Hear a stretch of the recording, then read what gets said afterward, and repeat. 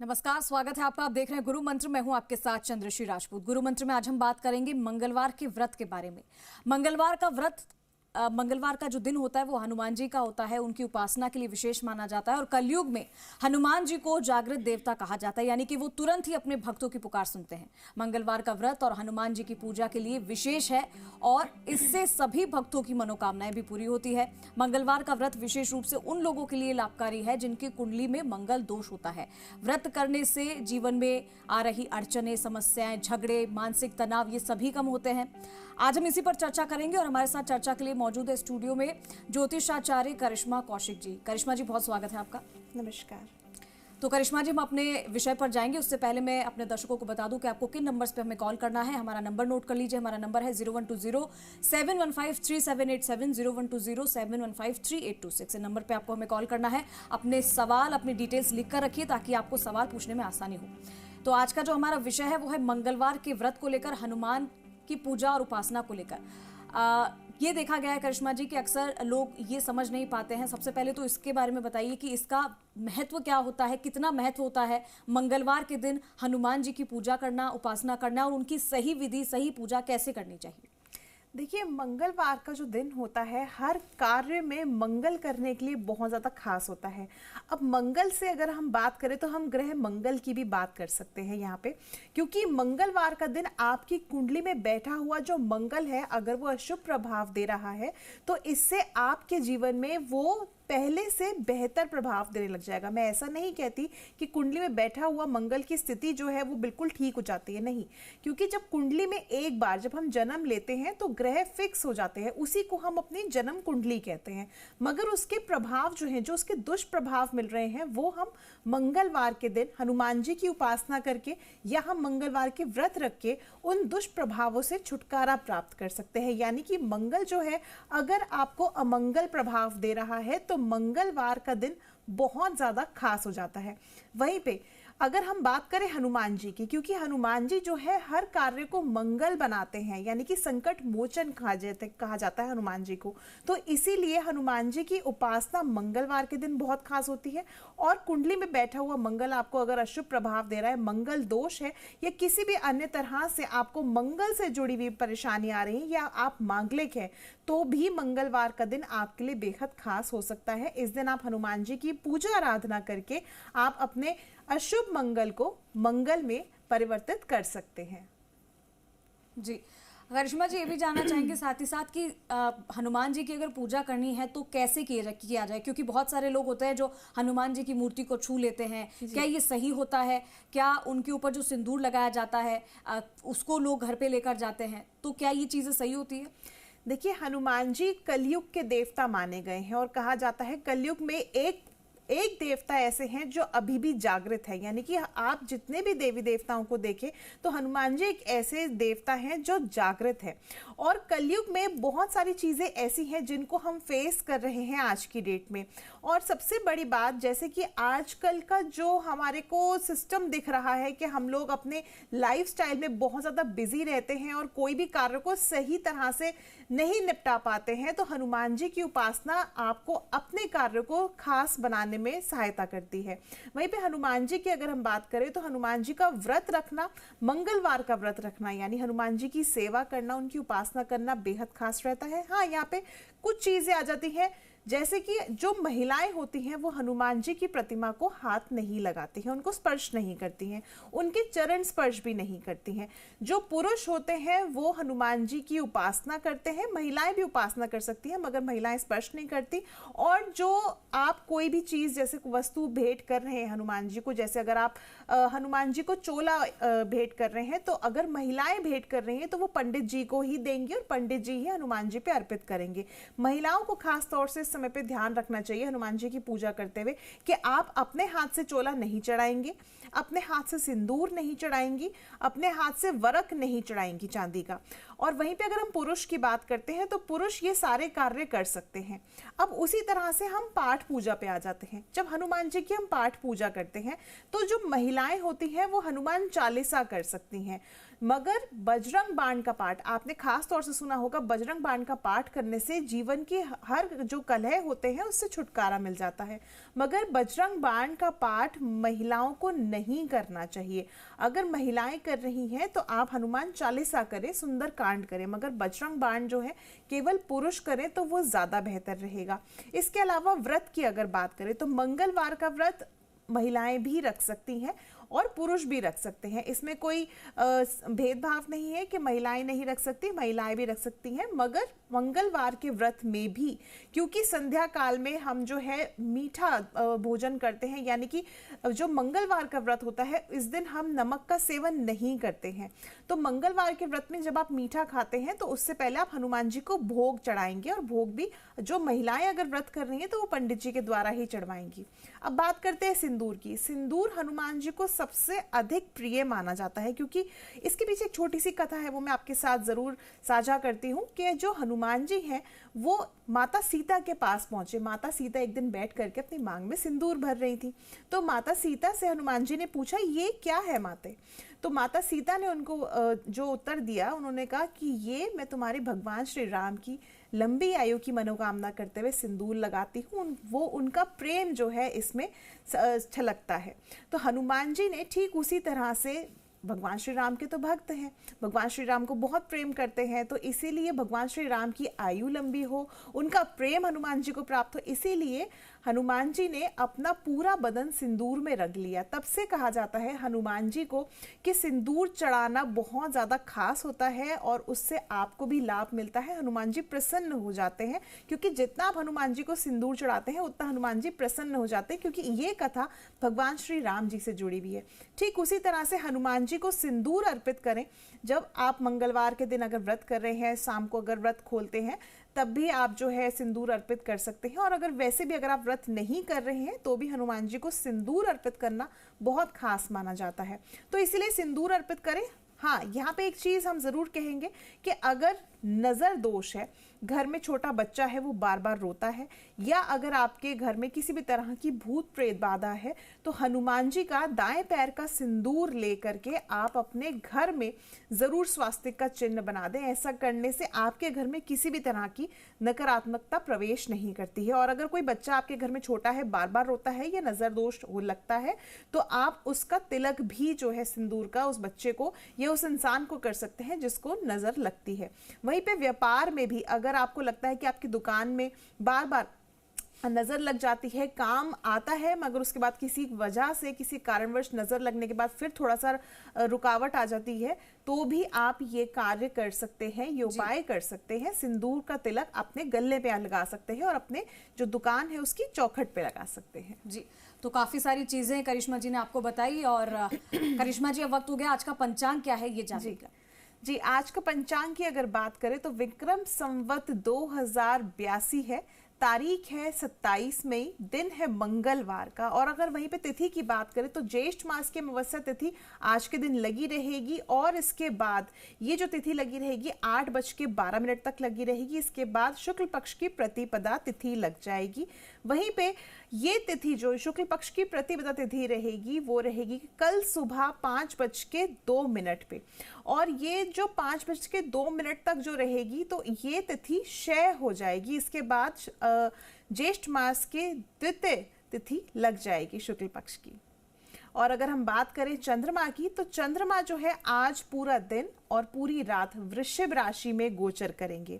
वहीं पे नक्षत्र की बात करते हैं तो रोहिणी नक्षत्र रहेगा सुबह 5:32 से, और कल यानी तड़के 2:50 तक रोहिणी नक्षत्र रहेगा। इसके स्वामी चंद्रमा होते हैं, और इसके साथ साथ इसके बाद मृगशीरा नक्षत्र लग जाएगा जिसके स्वामी मंगल होते हैं।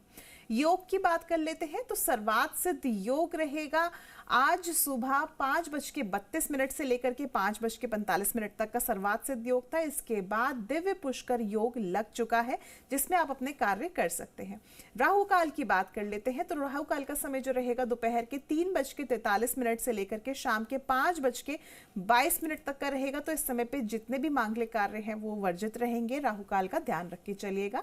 अभिजीत मुहूर्त की बात करते हैं जहां पे आप सारे अपने कार्य संपन्न कर सकते हैं। तो अभिजीत मुहूर्त जो रहेगा सुबह 11:57 से लेकर के दोपहर के 12:50 तक का रहेगा। जी, तो ये था आज का पंचांग और अब एक एक करके हम अपने कॉलर्स के सवाल ले लेते हैं। करिश्मा जी, पहले कॉलर जो हमारे साथ जुड़े हैं, अपना नाम और अपना सवाल बताइए प्लीज। शादा प्रणाम, मेरा सवाल मेरी बेटी के बारे में है। प्रणाम, आप अपना नाम जिनके बारे में प्रश्न करना है उनका नाम बताइए। बेटी का नाम है पुत्रांगना, डेट ऑफ बर्थ है 2 अप्रैल 2007, जन्म समय 8:30 सुबह का। एक मिनट, आप एक बार मुझे अपनी बेटी का जो तिथि है वो बताइए, क्या तारीख पे पैदा हुई है? 2007। नाम पुत्रांगना है और डेट ऑफ बर्थ है 2 अप्रैल 2007। ठीक है। जन्म स्थान है रानी पाली, राजस्थान। ठीक है। और सवाल बेटी की पढ़ाई के बारे में है। बेटी 12th कॉमर्स से किया है, आगे इसको किस क्षेत्र में जाना चाहिए, सरकारी नौकरी के योग है या नहीं, क्या करना चाहिए? ठीक है। अभी 12th किया है तो आगे किस क्षेत्र में जाना चाहिए? समय बताइए, बेटी के जन्म समय बताइए। 8:30 सुबह का, 8:30 AM। ठीक।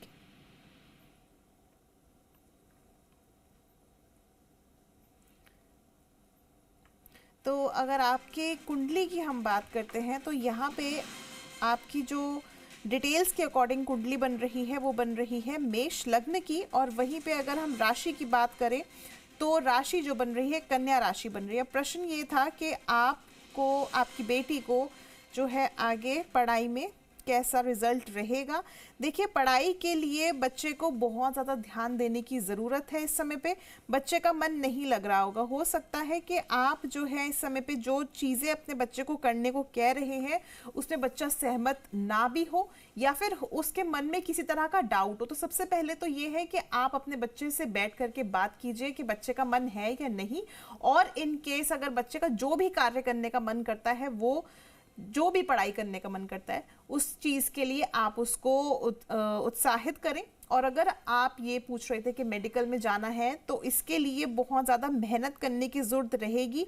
बच्चे को इस समय पे काफ़ी हद तक मेहनत करनी पड़ेगी, और यहाँ पे 2025 सितंबर तक का समय जो है वो थोड़ा सा ज़्यादा मेहनत करने वाला है। यहाँ पे अगर हम बात करें कि क्लियर होगा या नहीं, तो बिल्कुल क्लियर होने के चांसेस हैं, मगर मूड स्विंग्स और तनाव के कारण थोड़ी दिक्कतें परेशानियां आ सकती हैं। बच्चे के माथे पर आप जो है सफ़ेद चंदन का तिलक नियमित रूप से करें। अगर बच्चा सुबह के समय नहीं लगाता है तो रात के समय एटलीस्ट जब बच्चा सोता है तब आप जो है उसके माथे पे तिलक ज़रूर करके सुलाएं, ताकि आपके बच्चे की एकाग्रता क्षमता ज़रूर बढ़े। जी, एक और कॉलर हमारे साथ जुड़ गए हैं। अपना नाम और अपना डिटेल्स बताइए, सवाल बताइए। हेलो। हाँ जी, जय महाकाल। हेलो मैम, जलंधर से बोल रही हूँ। मेरा डेट ऑफ बर्थ है 24 जुलाई 1984। 24 जुलाई 1984। 1984। मैम टाइम है 1:47 PM। 1:47 PM। यस मैम, दोपहर के, गाजियाबाद। ठीक है, और नाम बताइए अपना। मैम मेरा नाम है कनिका। कनिका। प्रश्न बताइए अपना। हाँ जी मैम, मेरा क्वेश्चन ये है कि मेरी ना मिस हैपनिंग हो गई थी ऑफिस में 20th ना, ये अभी मई को। मेरे स्टूडेंट से, मैं टीचर हूँ, तो ना वो मेरे ऑफिस वालों ने ना मेरे को ना पहले बोला कि आप अभी आप होल्ड पे रखेंगे, आपका कॉपियाँ चेक करो। मेरे से क्लास भी ले ली। तो कल मुझे एकदम से 5 बजे फोन आया कि अब 5-6 दिन बाद आपको डिसीजन बनाएंगे, अब घर बैठो। तो मैम अब मैं अच्छी ट्रेनर हूँ एकदम, मगर कई बार हाइपर हो जाती हूँ। अब मुझे ये है कि मुझे वो निकाल तो नहीं देंगे जॉब से। कल शाम से हमें ना इतनी टेंशन लगी हुई है, and I am the best in teaching. मेरा रिजल्ट बोलता है, सिर्फ कई बार मैं हाइपर हो जाती हूँ। तो उन्होंने वीडियो में भी देखा, मेरी स्टेटमेंट भी ली, मेल्स भी ली, मगर अब मुझे समझ नहीं आ रहा कि what they will do. Phone करेंगे, कि वो फोन करके मुझे दोबारा रीज्वाइन के लिए बुलाएंगे। कल कोई शाम को उन्होंने बोल दिया कि आप 4-5 दिन बाद आपको डिसीजन बताएंगे। तो I am very much confuse ma'am. देखिए, अगर ये जो 28 मई की अगर हम बात करें, यानी परसों तक अगर बात बनती है तो ठीक है, नहीं तो आपको दिक्कत परेशानी इसमें लग रही है, क्योंकि आपके आसपास के जो लोग हैं वो भी उस चीज को बहुत ज्यादा इंपॉर्टेंस दे रहे हैं और आपके बारे में बैक बिचिंग हो रही है, भड़का रहे हैं, जिस वजह से आपको दिक्कत परेशानियां इस समय पे बढ़ सकती हैं। आपको बहुत ज्यादा ध्यान रख के चलने की जरूरत है। अगर वो आपको इस समय पे रखते भी हैं तो जून 2025 के एंड तक आपको बहुत ज्यादा सावधान रहना है, क्योंकि यहाँ पे अगर वो रख भी लेते हैं तो थोड़ा सा डाइसी वो आपको बना के रखेंगे कि हम आपको रखेंगे या नहीं रखेंगे, आने वाले 1 हफ्ते में 2 हफ्ते में टाइम पास करेंगे। तो जून 2025 के एंड तक आपको बहुत ज्यादा संभल करके चलना है। जिस तरह की कोई भी गलती आपसे हुई होगी उस तरह की गलती आप दोबारा ना दोहराएं, इस चीज को ध्यान रख के चलेगा और थोड़ा संभल करके चलेगा। मैं आपको यही सलाह दूंगी, क्योंकि ये जून तक का टाइम आपके लिए बहुत ज्यादा क्रूशियल रहेगा। आपके लिए बेहतर रहेगा आप इस समय पे भगवान शिव की पूजा करें, साधना करें, बहुत ज्यादा आपके लिए ये सफलता का कारक भी बनेगा। जी, अगले कॉलर जो हमारे साथ जुड़े हैं, अपना नाम और अपना सवाल बताइए। जी मैम, मेरा नाम रेनू चौहान है जी, मैं फरीदाबाद से बोल रही हूँ। ठीक है, आपका जन्म स्थान बताइए। मेरे दिल्ली का सुबह 7:30 बजे 20 जून 1973। 20 जून 1973। हाँ जी, सुबह दिल्ली 7:30 बजे। 20 जून, ठीक है, सवाल बताइए। मैम मेरा घर भी नहीं बना है, कर्ज भी बहुत है, मां लक्ष्मी की कृपा बहुत कम है, हस्बैंड का बिजनेस भी नहीं चल रहा है, रबड़ का काम करते हैं, वो क्या करेगा जीवन में सफलता प्राप्त हो?